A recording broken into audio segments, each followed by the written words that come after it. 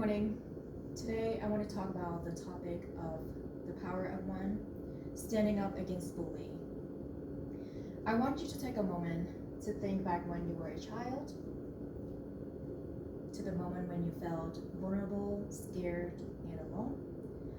Now imagine feeling that way every single day, not just in a school hallway, but also in your home, on your phone, in your own private sanctuary. Roughly about 20% of students aged 12 to 18 are feeling that way every day. For them, it's not just a scenario, it's their reality. So today I want to talk about how we can transform our communities from a place of fear to a place of safety.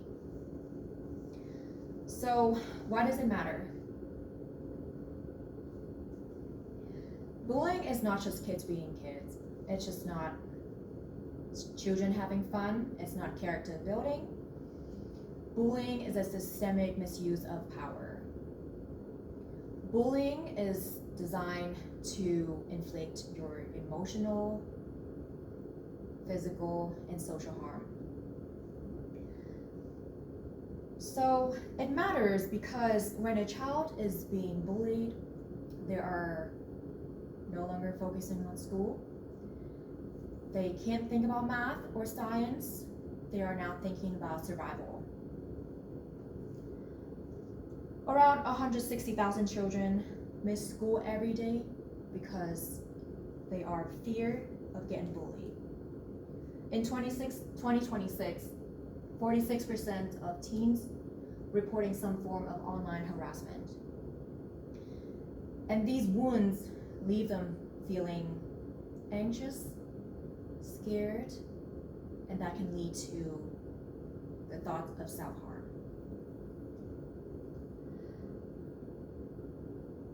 The bullying does not just stop at school.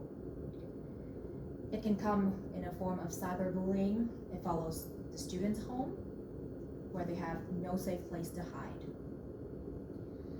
And it's not just the victim who suffers. The bully, often acting out of their insecurities and trauma, continues the cycle of toxicity. On top of that, the bystanders, the 80% of people who see it happen, often feel guilt and fear, not realizing that they have the power to stop it. Bullying is a problem that thrives on our silence, on our decision to not stand up against it.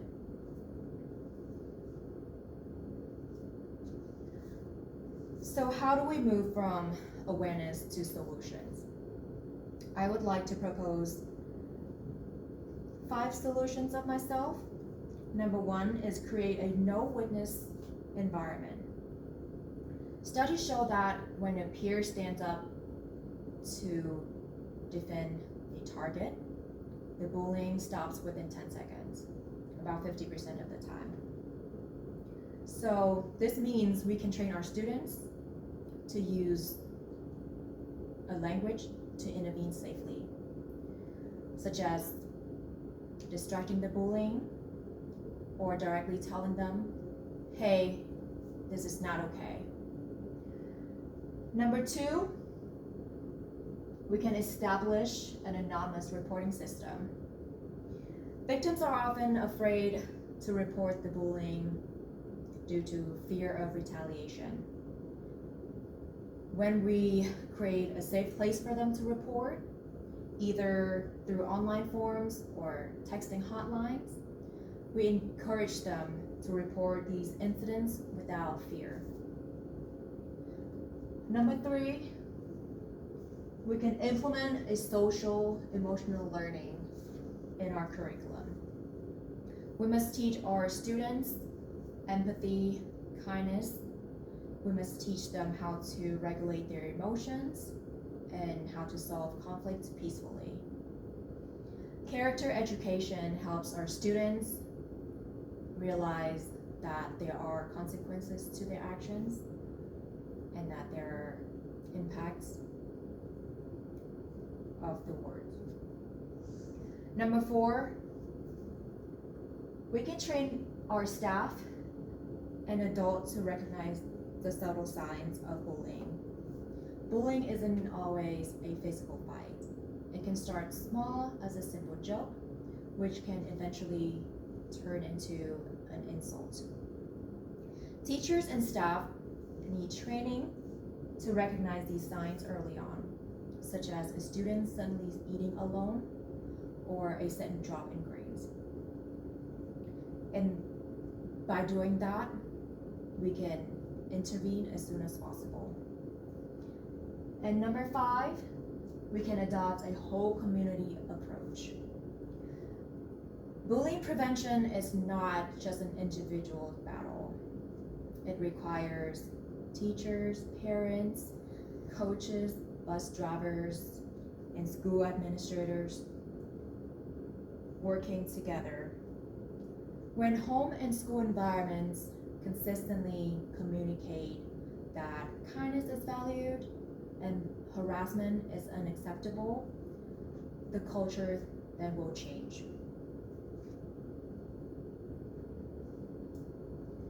In conclusion, bullying must not exist. It is a choice, but our response to bullying is also a choice. I often hear students say, "I'm only one person, what can I do?" I tell them, everything. You can be that one person who sits next to the student who is isolated.